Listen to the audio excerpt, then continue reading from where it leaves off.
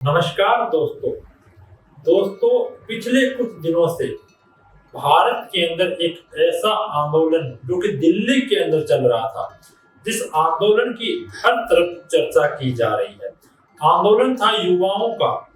और आंदोलन इस प्रकार से हुआ कि शिक्षा व्यवस्था को बदलने के लिए इस आंदोलन को किया गया। और मैं आपको बताता हूं डिटेल से कि आंदोलन कहां से शुरू हुआ और कहां जाकर समाप्त हुआ। नीट पेपर लीक होने के बाद देश में एक ऐसी चर्चा चली जिसमें कहा जा रहा था कि युवाओं के भविष्य का जो अनदेखी की जा रही है, युवाओं के भविष्य के साथ जो खिलवाड़ किया जा रहा है और उनके पेपर लीक कर युवाओं का भविष्य खराब किया जा रहा है, इसकी जिम्मेवारी कौन लेगा। ये मामला जब कोर्ट में गया तो वहां जाने के बाद सीजीआई ने कहा कि जो कोकरेज हैं देश के अंदर, उनके लिए ऐसी कोई व्यवस्था नहीं है। कोकरेज यानी जो युवा पढ़े लिखे हैं और पेपर के लिए तैयारी करते हैं और पेपर लीक होने के बाद जो सरकार से सवाल पूछते हैं, वो कोकरेज थे। वैसे आम तौर पर आपने देखा है कि हमारे घरों में जो कोकरेज निकलते हैं, हम उनको कोकरेज कहते हैं। पर यहाँ मामला सब अलग हो गया, क्योंकि यहाँ युवाओं को, विद्यार्थियों को, उनको कहा गया कि ये कोकरेज जैसे हैं। उसके बाद इस आंदोलन की रूपरेखा बनाई गई और एक ऐसा आंदोलन हुआ जो कि भारत की सत्ता हिलाने का काम किया। मैं आपको बताऊंगा कि आंदोलन कहां से शुरू हुआ और कहां जाकर समाप्त हुआ। ये आंदोलन शुरू हुआ नीट पेपर लीक से।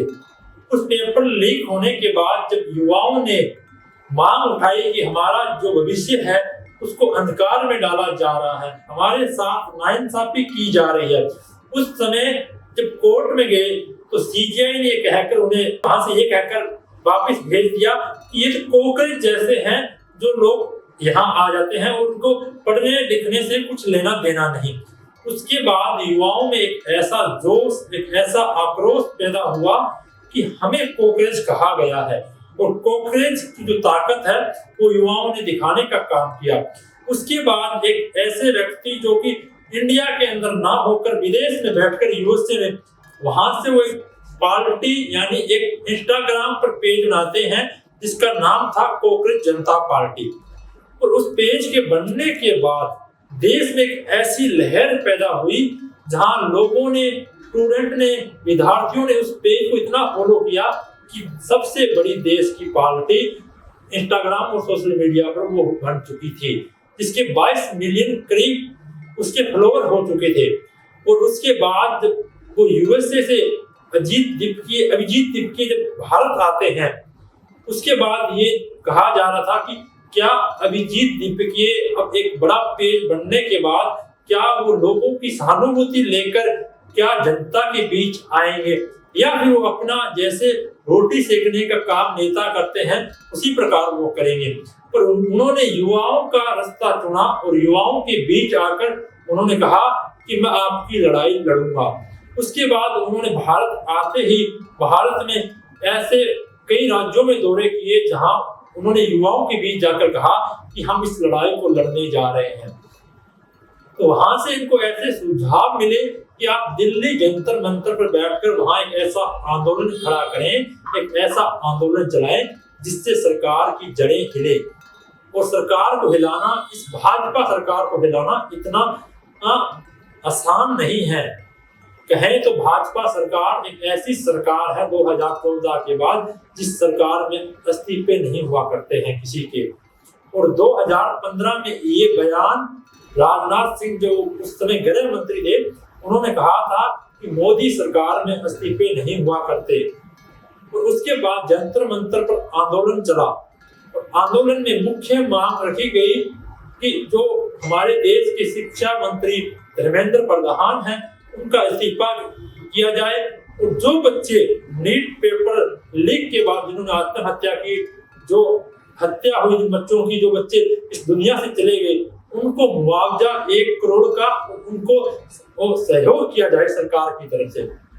सरकार ने सोचा कि ये जो कुछ छोटी संख्या में 200, 300, 400, 500 लोग होंगे और ये जंतर मंतर पर बैठ जाएंगे, इससे कुछ नहीं होगा। पर सरकार को ये पता नहीं था कि जो युवा जो जेनजी है उनकी ताकत बहुत ज्यादा है और वो जब ठान लेते हैं किसी चीज को तो उसको कर कर दिखाते हैं। फिर ये आंदोलन जंतर मंतर से चला और लंबे समय लगभग 37 दिन तक ये आंदोलन चला और आंदोलन समाप्त हुआ तो उससे पहले इस आंदोलन में ऐसी बहुत सी घटना घटी जिसके बाद भारत सरकार और प्रधानमंत्री नरेंद्र मोदी को भी ये कहना पड़ा कि हम एक न्याय जांच कराएंगे और प्रधानमंत्री जो कहते थे कि हमारी सरकार में इस्तीफे नहीं होते उनको भी मानना पड़ा कि इस्तीफा कराना पड़ेगा वरना सरकार हिल सकती है। और हकीकत में बताऊं तो मैंने जंतर मंतर में ये देखा कि सरकार पहली बार 2014 से लेकर 2026 तक इसमें पहली बार सरकार हिली है, सरकार पहली बार दबाव में आई है। इतने आंदोलन हुए देश के अंदर पर कभी भी सरकार इतना दबाव में नहीं थी, इतना दबाव सरकार के ऊपर अब इन युवाओं ने डाला।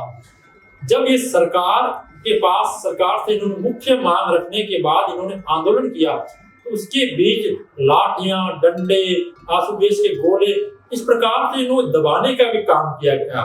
पर प्रधानमंत्री और भाजपा सरकार समझ चुकी थी तो जो भारत के युवा है, जो जेनजी है, ये कभी भी डरने और दबने वाले नहीं है। जितना इस कॉकरोच को दबाया जाएगा उससे 10 गुना ताकत के साथ ये उभर कर आएगा। इसके बाद प्रधानमंत्री ने कहा कि हम इसको फास्ट ट्रैक के जरिए से इसकी जांच करेंगे और जो भी दोषी होगा उस पर कड़ी से कड़ी कार्रवाई की जाएगी। पर युवाओं की एक मांग, पहले धर्मेंद्र प्रधान का इस्तीफा किया जाए, उसके बाद अगली बात पर सहमति बने। आप सभी ने देखा होगा देश में जब 20 तारीख को जिस प्रकार से जंतर मंतर पर लाठी चार्ज हुआ और वहां इस प्रकार से जो युवाओं को पीटा गया, उसके बाद सरकार एकदम बैकफुट पे आ गई क्योंकि सरकार को ये पता चल चुका कि जो देश का युवा है वो डरने और धमकाने से या झुकने वाला नहीं है, वो दुगनी ताकत के साथ सरकार से सवाल पूछेगा। मेरे को खुशी है क्योंकि मैं भी एक विद्यार्थी हूँ कि पहली बार सरकार को झुकाने का काम युवाओं ने किया है। और आज जो लोग इस सरकार से कहा जा रहा था कि 10 सालों में कोई सवाल नहीं पूछता, इस युवा ने सरकार से सवाल पूछे और सवाल पूछकर अपना हक और अधिकार मानने का काम किया और अपना हक लेकर ये सरकार से वहां से इन्होंने अपनी मांगे थी उनको मनवाने का काम किया। जो लोग कहते थे कि धर्मेंद्र प्रधान इस्तीफा नहीं देगा, हमारी सरकार में इस्तीफे नहीं हुआ करते, उन लोगों को आज ये पता चला कि जब युवाओं की शक्ति होती है, युवाओं की जब ताकत होती है, उसके आगे सरकारें झुकती है। ये आंदोलन युवाओं का बहुत पीछे चल रहे हैं, पीछे भी युवाओं ने आंदोलन किए होंगे देश के अंदर जब भी सरकारें झुकी थी। पर ये 2014 के बाद जो प्रधानमंत्री नरेंद्र मोदी की जो सरकार थी, इसमें कभी भी किसी मंत्री ने इस्तीफा नहीं दिया और ये इस्तीफा होने के बाद आज जब धर्मेंद्र प्रधान ने इस्तीफा दिया, उसके बाद लोगों ने कहा कि दुनिया झुकती है, झुकाने वाला चाहिए। और आज युवाओं ने साबित किया कि दुनिया झुकती है और कोई झुकाने वाला चाहिए। और आज इस सरकार को इस युवाओं ने झुकाकर दिखाया है। आपकी क्या राय है इस मुद्दे पर? आप सभी ने देखा होगा। एक बात मैं आपको बता दूं, ये मामला था, इसकी लड़ाई थी कि इंस्टाग्राम पर बहुत ज्यादा और बहुत मजबूती से लड़ी गई। जब हम इंस्टाग्राम खोलते थे तो वहां सबसे पहले जंतर मंतर की वीडियो, कोई ऐसा कंटेंट नहीं था तो कि जंतर मंतर के अलावा इंस्टाग्राम पर आए। और उसकी वजह से जो हमारे देश के प्रधानमंत्री नरेंद्र मोदी, उन्हें भी इंस्टाग्राम पर आकर वीडियो बनाना पड़ा।